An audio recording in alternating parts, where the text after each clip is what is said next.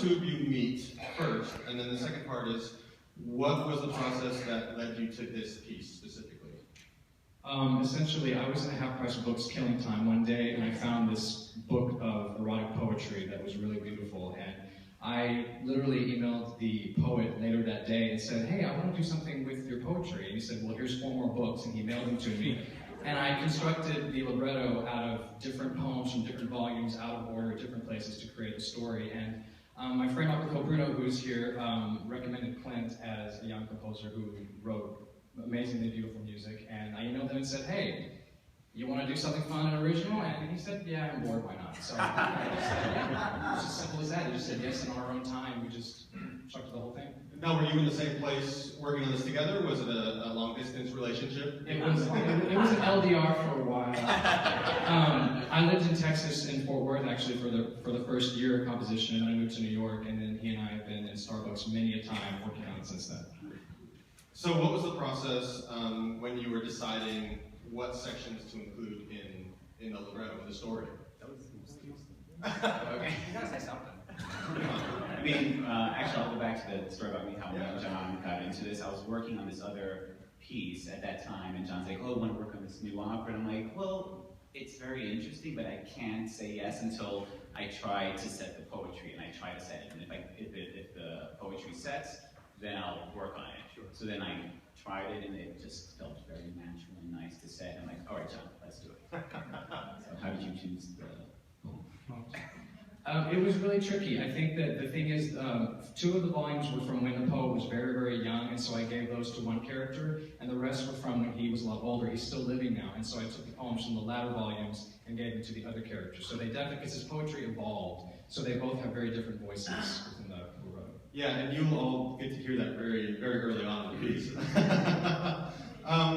So John, specifically for you, we know you as a director, we know you as a choreographer. What is the new interest in, or is it a new interest in being a librettist, in writing libretti?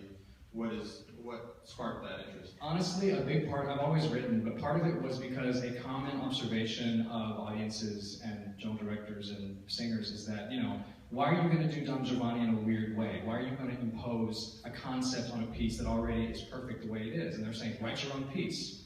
Well, that's what we're doing. I love pieces that are provocative. I love pieces that are thought-provoking and different and avant-garde, that incorporate dance and unconventional storytelling. And that's what Clint and I set out to do. We wanted to do a piece that we would like to see utilizing these things. So it's more of a be careful what you wish for kind of situation. You're going to get it. Clint, what are some of your musical influences? Well, I'm a very romantic composer. I say with David Beltredici, and I'm very tonal, but John heard a lot of my very romantic music, and I'm like, you need to do something a little edgy. I'm like, don't take me out of my box. So we'll hear tonight that, well, we were actually kind of really surprised that we got chosen for Frontiers, because it's a very provocative story. It's about, you know, it's the developmental relationship between 2 people, and then you get to know them, they go through all this stuff, and then eventually in the middle of the opera, there is where the time where they get intimate.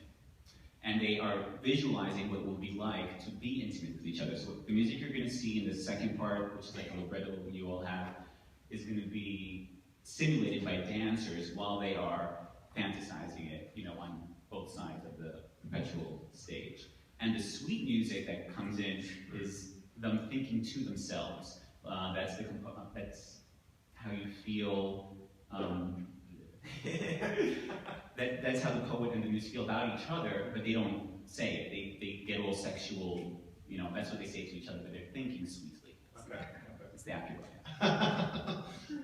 So, would you mind taking us through what we're going to see tonight, and then we'll bring up the... Yeah, essentially when the piece begins, the first aria from the muse, who is the younger poet, it's 2 poets. Basically, the younger one is a big fan of the older poet, and this is kind of his, I guess, he's kind of auditioning or applying for the part of being this older man's lover by writing and composing this poem called I Thought I Heard Adonis Call, which is basically about how I'm not attracted to you because of your body is falling apart. I'm attracted to you because of the intellect your work has given me and inspired within me.